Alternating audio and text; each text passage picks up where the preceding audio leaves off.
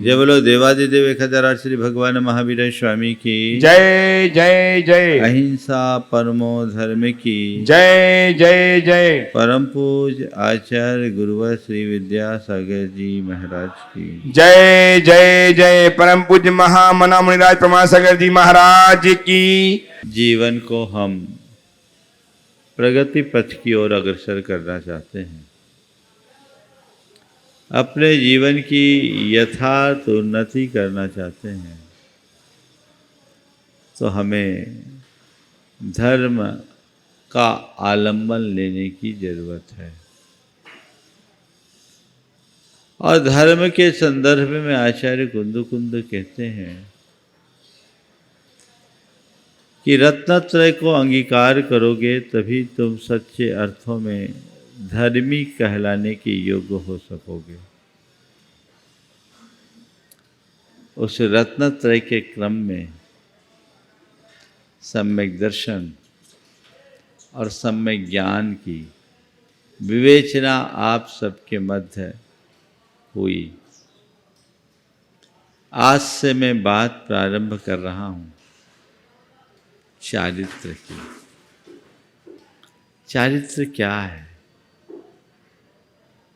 जब कभी भी हम चारित्र की बात करते हैं तो हमारी दृष्टि में व्रत, संयम, तप, त्याग, सदाचार, नैतिकता, प्रामाणिकता की बातें आती हैं।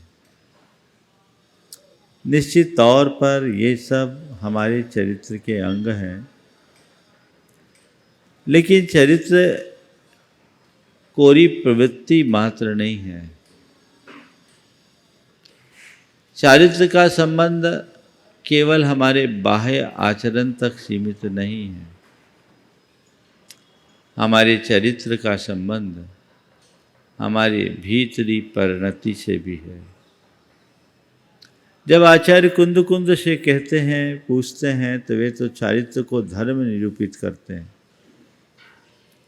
और कहते चारित्रम खलु धम्मो, चारित्र ही धर्म है।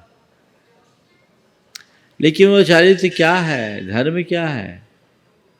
चारित्रम खलु धम्मो, धम्मो जो सो समोति निदिथो, मोह खोह विहीनो, परिणामो अपनो हुशमो। चारित्र धर्म है और धर्म समता है और समता मोह और क्षोभ से रहित आत्मा का परिणाम है।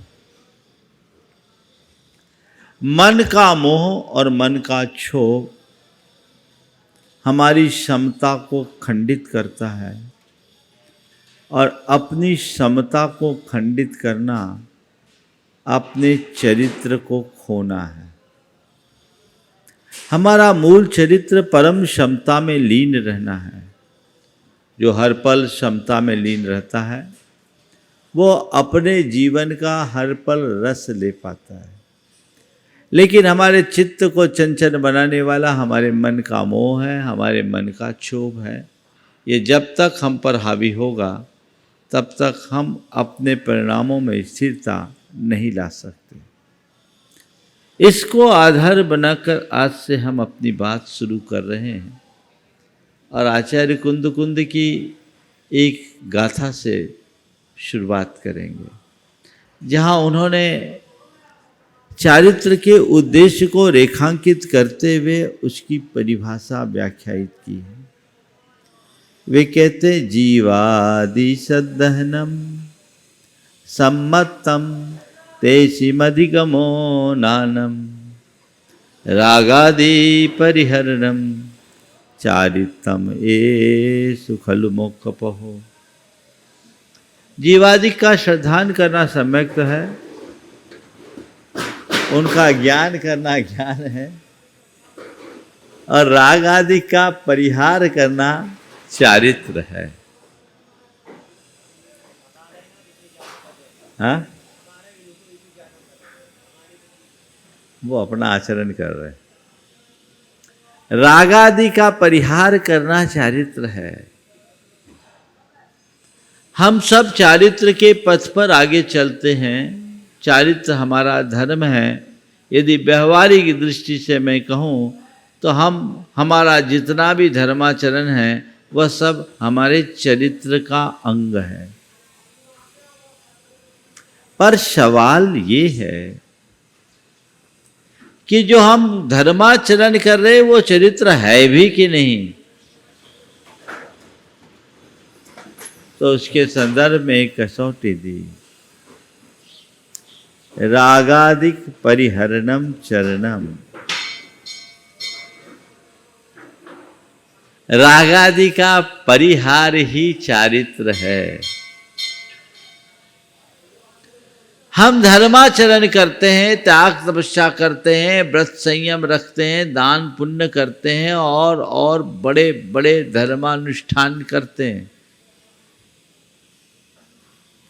अपने मन को टटोल कर देखें, भीतर के राग देश रूप विकार को हम कितना शांत करते हैं। आज के संदर्भ में 4 बातें करूँगा।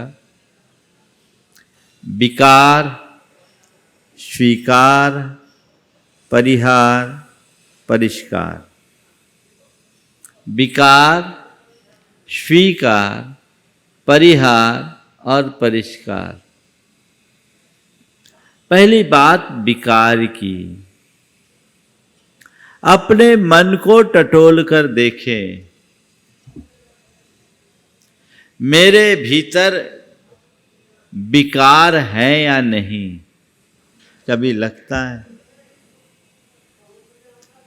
अपने अंतर मन के विकारों को टटोलना हमारी पहली प्राथमिकता होनी चाहिए।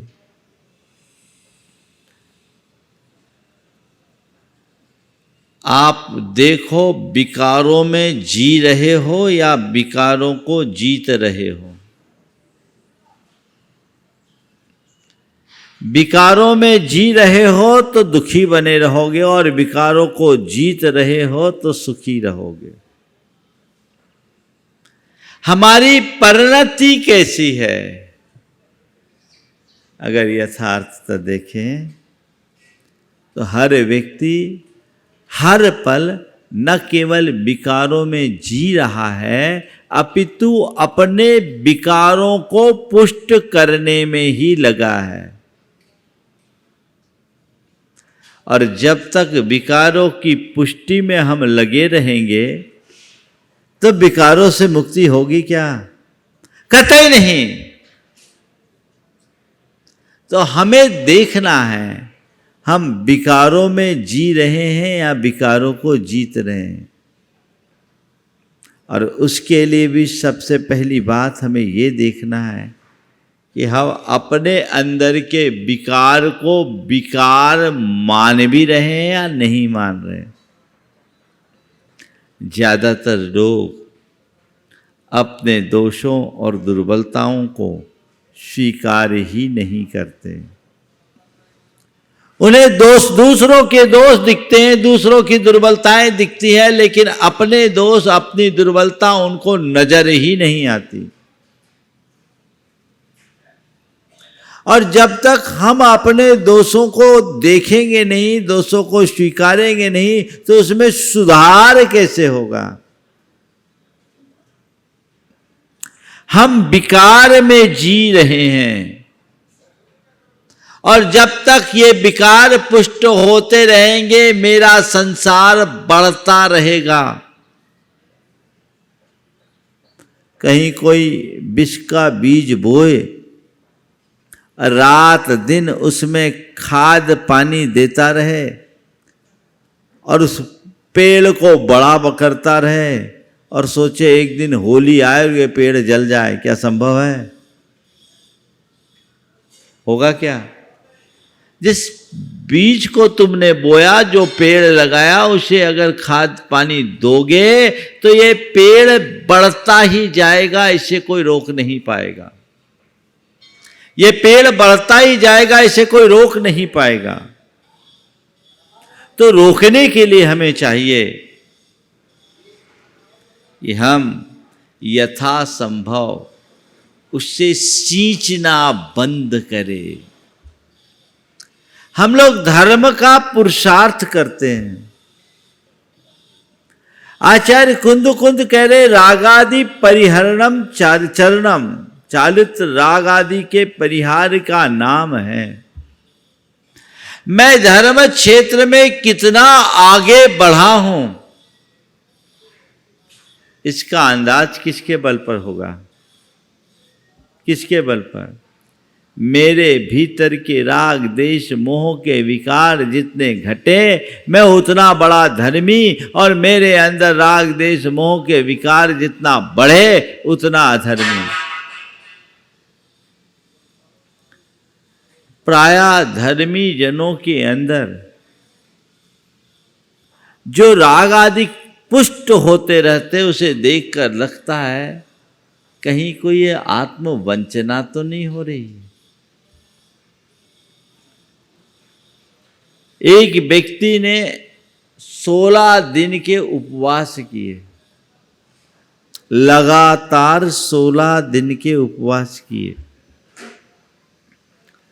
उपवास के बाद उसने अपनी पारणा का बड़ा समारंभ किया,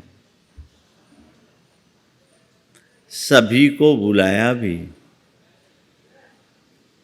लेकिन अपने सगे भाई को नहीं बुलाया। धर्म पत्नी चाहती थी कि उनको भी बुलाया जाए, और उसने जब उससे कहा तो उसने कहा उसका तुम नाम मत ले, उसको छोड़कर तुझे जिसे बुलाना बुला ले, मैं तो उसकी शकल भी नहीं देखना चाहता। वो बड़ी स्वाध्यायशील महिला थी। उसने मुझे आकर कहा, महाराज जी आप ही कुछ कर सकते हैं, मुझे लगता है इनने इतना सब कुछ किया, अपने सारे तप को ये लंघन में बदल रहे हैं। मैं नहीं चाहती कि इनका तप लंघन हो। मेरा तो भाव ये है कि भाई भैया के प्रति जो इनकी कसाय है वो खत्म हो जाए। महाराज जी मेरी मर्यादा है, मेरी वो सुनते भी नहीं और मैं ज़्यादा बोल भी नहीं सकती, पर मेरी ये दिली इच्छा है कि इनके अंदर की ये गांठ खुल जाए और उसमें आप ही कुछ कर सकते हो। मैंने कहा ठीक है। वो व्यक्ति मेरे पास आया। आने के बाद मैंने ऐसे टटोला, भाई क्या कार्यक्रम है, कैसा कर रहे हो, क्या कर रहे हो? बोले बस महाराज बच्चे लोग कर रहे हैं, सब बढ़िया कार्यक्रम है और सब लोगों को बुलाया जाए। हमने सभी को आमंत्रित किया। मैंने बोला तुम्हारा भाई भी उस दिन रहेगा नहीं रहेगा? कहते ही चेहरे का रंग बदल गया है। महाराज उसकी बात छोड़ो। बोले क्यों, तुम्हारा भाई है ना? बोले भाई तो है, पर महाराज मुझे उससे सख्त नफरत है। हमने कहा भाई 16 दिन का भोजन छोड़ दिया तूने, अपने भाई की नफरत क्यों नहीं छोड़ा? तो भोजन छोड़ या न छोड़, मन का ये नफरत छोड़ो, मन का ये द्वेष छोड़ो। असल धर्म तो अपने भीतर के विकार को दूर करना है, भोजन को नहीं। मैंने उस व्यक्ति को झकझोरा। हमने कहा कर क्या रहे हो? अगर कोई बात है तो रोज हम लोग प्रतिक्रमण करते हैं और सबसे क्षमा मांगते, क्षमा करते हो? बोले करते हैं। बोले तुम प्रतिक्रमण किए? बोले किए। क्या बोलते हो? मैं सब जीवों से क्षमा मांगता हूँ, सब जीवों से को क्षमा करता हूँ। तो बोले सब जीवों से मांगते हो? बोले एक को छोड़कर। एक को छोड़कर। हम बोले ये एक ही तेरा पतन कराएगा। आखिरकार तूने क्षमा क्यों मांगा? आखिरकार तूने क्षमा करने का भाव क्यों किया? केवल इसलिए न कि क्षमा मेरा धर्म है और कषाय मेरा अधर्म है। अधर्म से पतन होगा और धर्म से मेरा उत्थान होगा। तेरे अंदर ये श्रद्धा है? बोले है। हम बोले फिर कसाय तो किसी के प्रति हो, अच्छी है क्या? महाराज अच्छी तो नहीं है।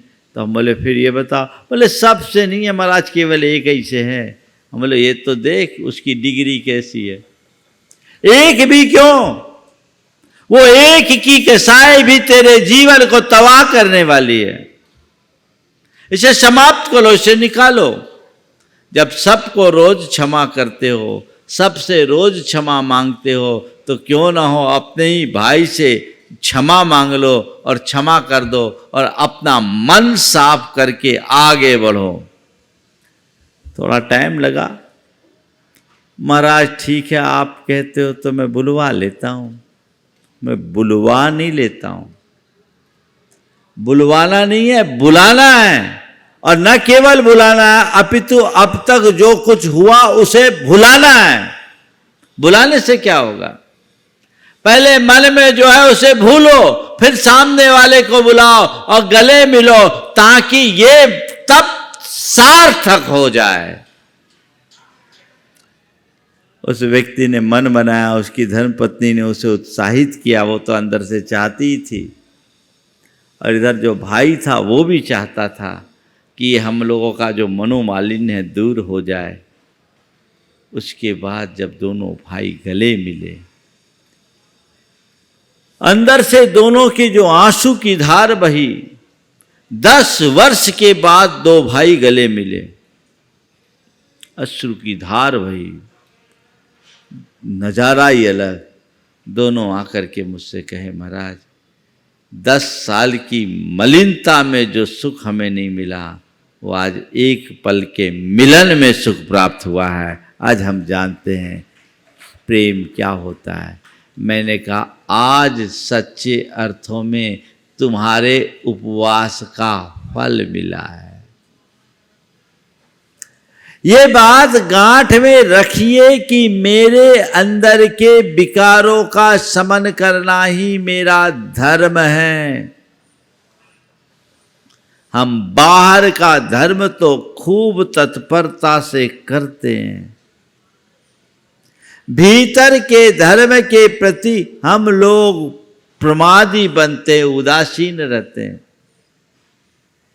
अपने परिणाम को संभालो, अपने दोषों को, अपने दुर्बलताओं को दूर करो।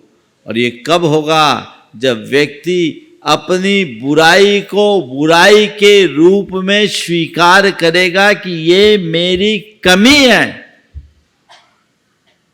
अपना अंतर विश्लेषण करके देखिए, और जो जो अपने जीवन की बड़ी कमियां उन्हें अपने सामने रखिए, और फिर ये स्वीकार कीजिए कि ये मेरी कमी है, मुझे इसे दूर करना है। और दूर करने के क्रम में उसका परिहार करना शुरू कीजिए, हटाइए।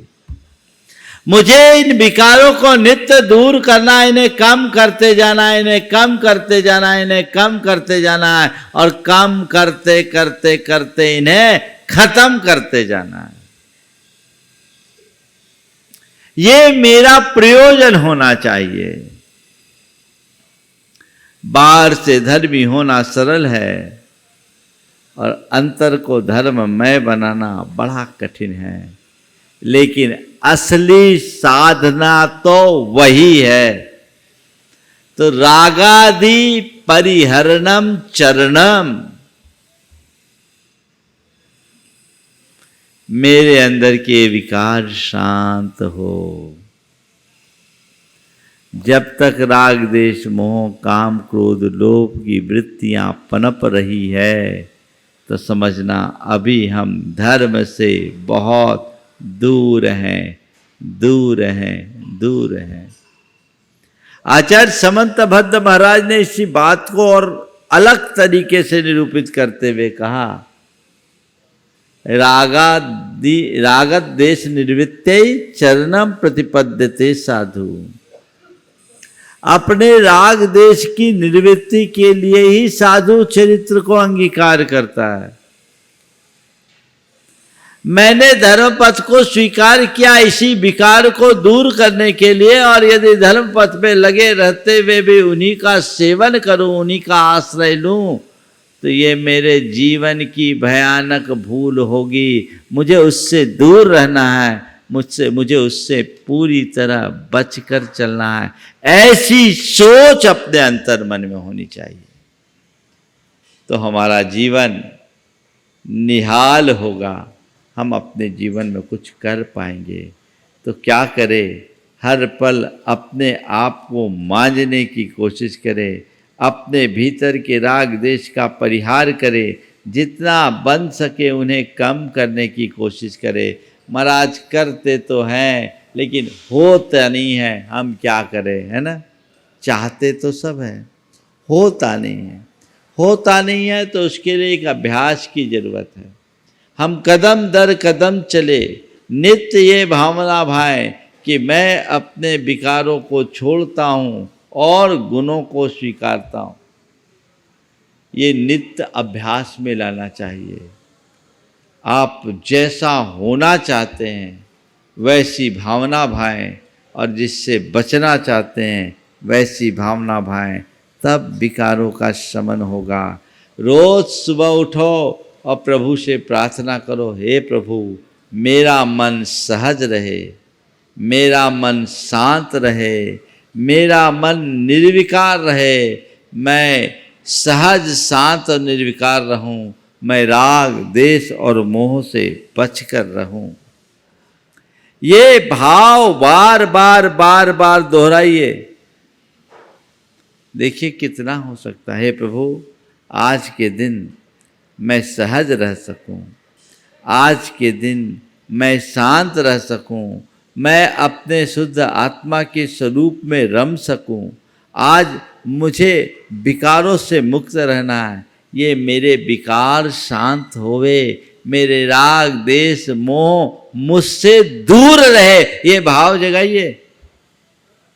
क्या होता है, सुबह से जो प्लानिंग होती है तो मेरा ये व्यापार अच्छा हो जाए, ये मेरा कारोबार अच्छा हो जाए, अगले से मेरा ये संबंध अच्छा बन जाए, बच्चों के शादी ब्याह हो जाए, या इसका बुरा हो जाए, इसका भला हो जाए, वो मुझसे दूर हो जाए, वो मुझसे पास हो जाए, वो काम ये काम बन जाए, उसका वो काम बिगड़ जाए। यही चलता है ना। ये कौन सा पुराण है।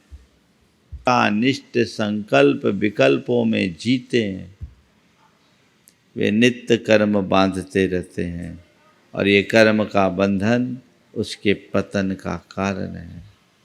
अभ्यास बनाना होगा, और इस राग देश को दूर करने में भावना योग एक बड़ा अच्छा निमित्त है।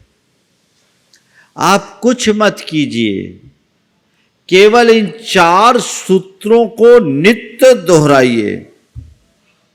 4 सूत्र दे रहा हूं, इन 4 सूत्रों को आपको दोहराना है, हर पल दोहराना है। जब भी आपको समय मिले, ख्याल आए, इन सूत्रों को दोहराएं। मुझे सहज रहना है, मुझे सहज रहना है, मुझे सहज रहना है, मुझे सहज रहना है, मुझे शांत रहना है, मुझे शांत रहना है, मुझे शांत रहना है, मुझे शांत रहना है, मुझे संयम रखना है, मुझको संयम रखना है, मुझको संयम रखना है, मुझको संयम रखना है, मुझे सकारात्मक रहना है, मुझे सकारात्मक रहना है, मुझे सकारात्मक रहना है, मुझे सकारात्मक रहना है। सहज शांत संयत और सकारात्मक परिणति जीवन की सबसे निर्दोष परिणति है। ये भावना आप जितनी गहरी बनाओगे, आपकी प्रवृत्ति में उतनी ही सहजता और समरसता आएगी। ये कर सकते आप, लोग बहुत कम करते हैं। अन्य धार्मिक क्रियाओं को आप जितनी तत्परता से करते हैं, अपने आप के बदलाव के लिए वैसा प्रयास कम होता है। अच्छे अच्छे साधक भी इन विकारों के आगे पस्त पड़ जाते हैं। उनको जीतने के लिए एक लंबे अभ्यास की जरूरत है। आपसे कह दे कि 4 उपवास कर लो तो कर लोगे, पर किसी को माफ कर दो तो नहीं कर पाओगे। अपने अंदर के विकारों का शमन कर लो तो नहीं कर पाओगे, जबकि होना यही चाहिए। भले तुम व्रत उपवास न कर पाओ, कोई चिंता नहीं, लेकिन अपने मन को सहज और शांत रखो, तो ये तुम्हारे जीवन की एक बड़ी उपलब्धि है। मन को निर्विकार बनाकर चलना ही हमारी सबसे बड़ी साधना है, जिसके लिए सतत अभ्यास जारी रहना चाहिए। यह अभ्यास जितना अधिक होगा, जीवन का पथ उतना ही प्रशस्त होगा। ये कोशिश सबकी हो तो रागादि परिहरणम चरणम, ये हमारे जीवन का अंग हो। हम इनका परिहार करें, परिष्कार होता जाएगा, परिष्कार होता जाएगा, परिष्कार होता जाएगा। फिर उसमें ज़्यादा कुछ कहने और करने की ज़रूरत नहीं है। शिष्य गुरु के चरणों में लंबे समय से साधनारत था, लेकिन एक लंबी कालावधि व्यतीत हो जाने के बाद भी उसको उसकी साधना का कोई रस नहीं मिल पाया। एक दिन उसने गुरु से कहा, गुरुदेव आपने कहा था कि मैं तुझे परमात्मा की ज्योति का आभास कराऊंगा, तुझे परम ज्योति का दर्शन कराऊंगा, लेकिन दर्शन तो बहुत दूर की बात है। लंबी कालावधि बीत गई, आज तक उसका आभास भी नहीं हुआ। क्या आपकी शरण में आने के बाद भी मुझे उससे वंचित रहना पड़ेगा? गुरु ने कहा, बस चल आज परम ज्योति के रहस्य का बोध कराता हूँ, तुझे आभास कराता हूँ। एक काम कर, दिन ढलने वाला है, आले में दिया जला है रखा है, उसे जला ले। दिन ढलने वाला है, आले में दिया जल रहा है, रखा है, उसे जला ले। शिष्य गया, दिए को जलाने की कोशिश किया, काफ़ी देर हो गई। दिया सलाई की काली दर काली जलाता रहा, दिया जल नहीं पाया।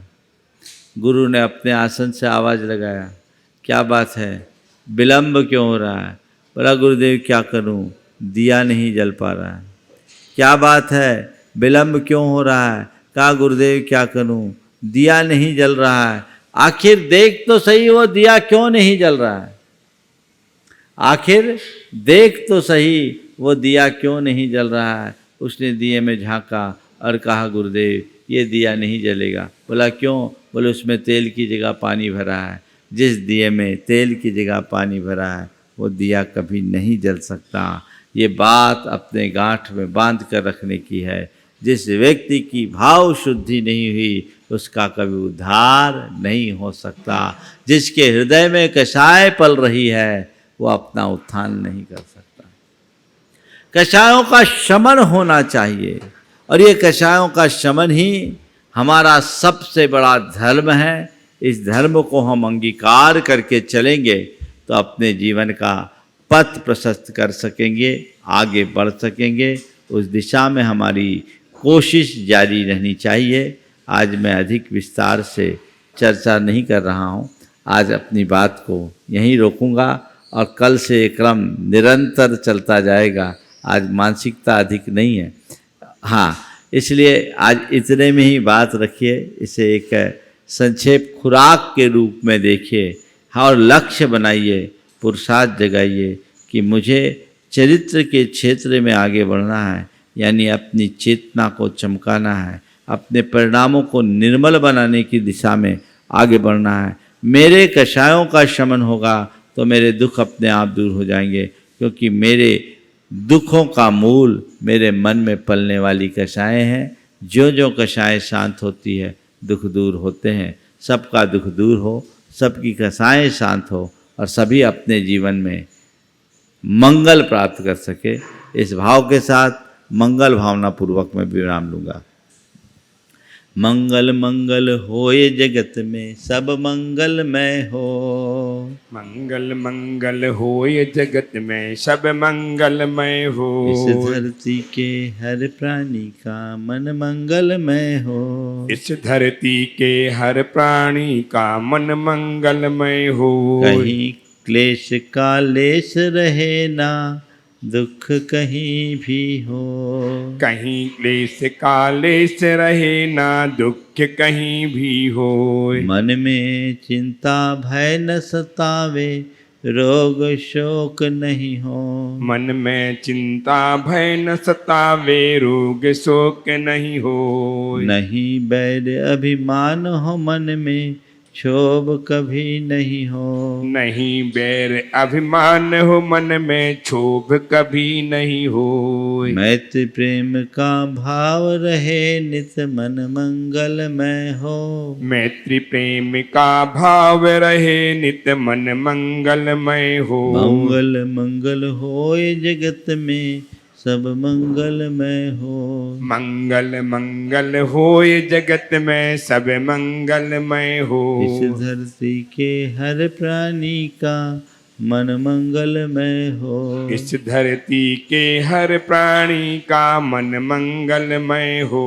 मन का सब संताप मिटे, अरु अंतर उज्ज्वल हो। मन का सब संताप मिटे, अरु अंतर उज्ज्वल हो। राग देश और मोह मिट जाए, आत्म निर्मल हो। राग द्वेष और मोह मिट जाए, आत्म निर्मल हो। प्रभु का मंगल गान करे, सब पापों का क्षय हो। प्रभु का मंगल गान करें, सब पापों का क्षय हो।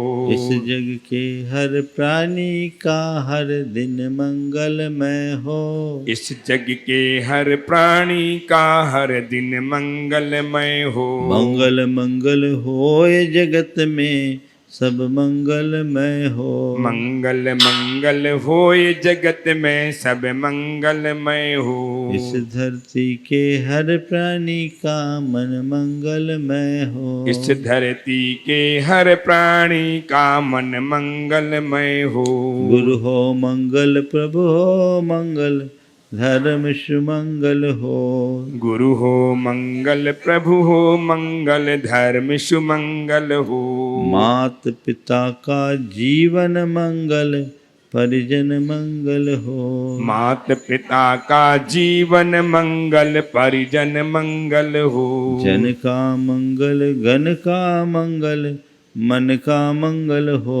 गण का मंगल, जन का मंगल, मन का मंगल हो। राजा प्रजा सभी का मंगल, धरा धर्ममय हो।